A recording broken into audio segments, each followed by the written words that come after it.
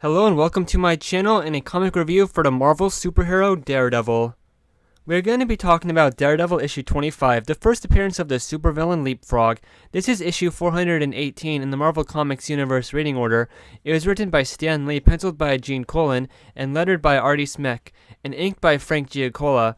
This issue released on December 8th, 1966, with a cover date of February 1967. The story opens up with Matt Murdock leaving a plane that's coming from England back to New York, and right when he steps off the plane, appears a new figure who can leap 10 feet in the air. The guy lands behind Murdock and puts him in an arm hold for protection against airport security. The rogue character catches his breath and lets go of Matt and escapes. So yeah, this was the most shocking opening to a Daredevil issue so far, a villain already confronting Matt Murdock. Matt returns to his law office after disappearing and gets a surprise from his co-workers Karen Page and Foggy Nelson.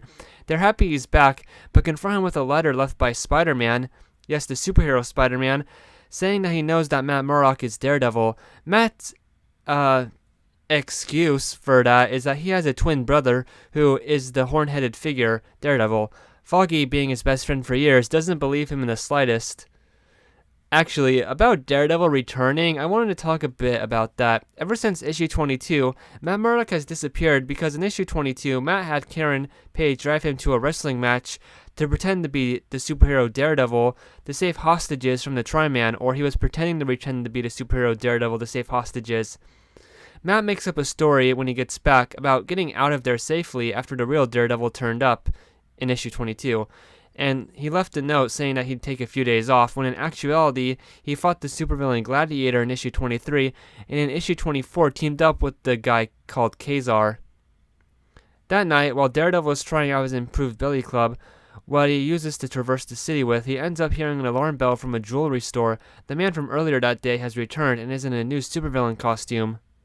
Calling himself the Leapfrog, he's the fastest villain Daredevil has faced yet, evading all of Daredevil's punches. Not being on the offense, Leapfrog gets away scot-free in their first encounter.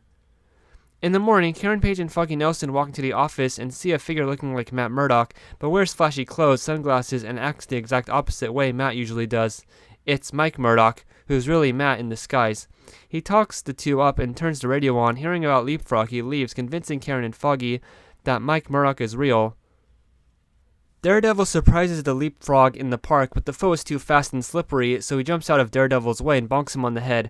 Daredevil uses his upgraded billy club to grab Leapfrog when he jumped in the air, bringing him crashing down to earth and beating him, handing him over to the cops. Some more thoughts on this issue. Matt pretending to be a different person, Mike Murdock, is hard to read since he acts so weird, and the fact that Foggy and Karen seem to buy it, well, that's a tough pill to swallow. Like, why not just ask him to take off his glasses? Never mind. It ruins the suspense of belief comics have, and most of the time need. I think Karen Page, being a little charmed by him, and this continues in future issues also, is just some lazy writing for her. She's been the typical girl of the comic issues, being secretly in love with Matt Murdock, the star of the comic, and Matt secretly being in love with her since she's the only girl who's appeared in about every issue. And not only that, his best friend Foggy Nelson is jealous that Matt gets attention from her and he never does. Well, not really. Never, but still. It's an old setup. At least in this issue, it's barely a thing. And just a quick thing, Spider-Man revealing that he knows Matt Murdock is Daredevil is out of nowhere. Since this was never mentioned in the Amazing Spider-Man comics series, it's really weird, even reading back, and seems like a dumb thing to do, even with the excuse of him being a really young adult with superpowers. Since this stuff happened right after Peter graduated high school, you would think he would know better, or just tell Daredevil this when he's in costume. There's more in this issue for like 3 pages all about Daredevil using and showing the reader his new billy club abilities, being able to grab things easier and have a stronger grip. And as you can read, Daredevil at this time made jokes while fighting crime, and even when just being by himself, a lot like Spider-Man. Daredevil easily beats up Leapfrog in the hand-to-hand combat during the end fight, and I like the, little joke of Leapfrog getting uppercutted and the villain falling into the lake almost in slow motion, because frogs live around water most of the time. Some fun comments I got on my first video on my second channel talking about this issue is that we should have a Leapfrog versus Kangaroo, the Forgotten Spider-Man rogue battle, and that the Batman villain Killer Moth is more popular than Leapfrog. I like how we get to see Leapfrog commit a crime before he got his supervillain costume. That was a cool, unique thing for a villain's first appearance. We have letter pages to look at for this issue, and the first thing is, apparently there was a question given to fans on a hopeless situation a hero could be in, And he had a bunch of submissions like Hank McCoy with a sprained ankle and Hulk disguised as Ant-Man for Daredevil, Daredevil missing a flagpole, Foggy Nelson on a diet. My favorite is Doctor Doom needing a haircut and The Thing in a beauty contest, Spider-Man needing a favor from JJJ. For the letter, someone suggested every 12 issues, Spider-Man should age up 4 months. And I know that sounds weird because why is a letter about Spider-Man writing in a Daredevil letter issue? But hey, it was there.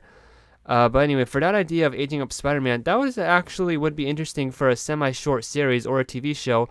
Kind of reminds me of Spectacular Spider-Man, how it went through the holidays. The second to last letter hates on how the mechanical owl looked back in issue 21 and the title of issue 22, which was titled The Tri-Man Lives, because the title was kind of lazy, like, no duh, the Tri-Man lives. He's fighting Daredevil on the front page. The last letter praises Mary Jane Watson from the current Spider-Man comics and hypothesizes that the Daredevil villain, the Masked Marauder, is blind as well. The tease for the next issue is seeing the Masked Marauder's true identity and the return of Stiltman from issue 8. This issue was collected in Marvel Essential Daredevil Volume 1, Marvel Masterworks Daredevil Volume 3, Daredevil Omnibus Volume 1, and Marvel Epic Collection Daredevil Volume 2. A fun tidbit, this issue includes no credit for its colorist. It was probably colored by Stan Goldberg. His works were often uncredited. This is the Leapfrog's first appearance in Marvel Comics, of course. Way later, his son becomes a superhero using his equipment. But there's another comic title that happens not in a Daredevil issue. This is a quick read, but still very fun, though the Mike Murdock stuff in Daredevil comics is probably the weirdest and even cringiest stuff from this era of Daredevil. There's also the fact that this issue has a lot of giant artwork chunks in it, where there's barely any dialogue, so a lot of, I guess, empty space this issue has, so it was a fast read. Sometimes it doesn't bother me, sometimes it does. Rereading this single issue, it did bother me. I wanted to talk about this issue because it's the one I remember the most about remembering back when I was reading Marvel Essential Daredevil Volume 1 growing up. This comic, Daredevil issue 25, was the last issue in that comic collection. I think I may have been a bit too critical with some stuff in this issue reviewing it, but those are my honest thoughts I had while reading it. I hope you enjoyed this video and have a good day.